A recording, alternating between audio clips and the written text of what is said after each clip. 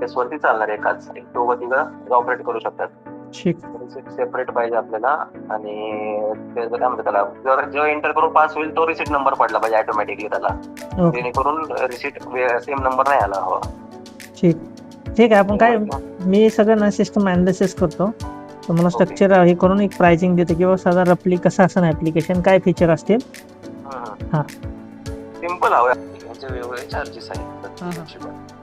तर ह्याच्यामध्ये हे सोडून medical charges, physiotherapy, water therapy हे सगळे आहेत ह्यांच्यामध्ये. ओके. आता ह्याची प्रत्येकाच्या ट्रस्टच्या नियमानुसार वेगवेगळ्या लिमिट, त्यांचं लिमिट आहे काय पैशांचं लिमिट, ते तसं ट्रस्ट चालतात. ठीक आहे. त्यामुळे ठीक आहे सर. ठीक आहे. त्याप्रमाणे मला द्या. आणि लाईफ टाईम म्हणजे काय म्हणतात त्याला, परत खर्च नको त्याला आहे.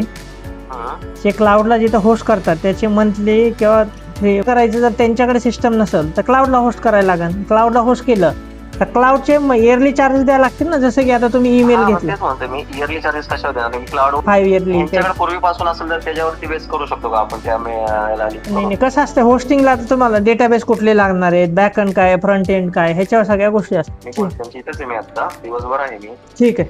बोलतो मी त्यांची. ठीक आहे सर. ठीक आहे.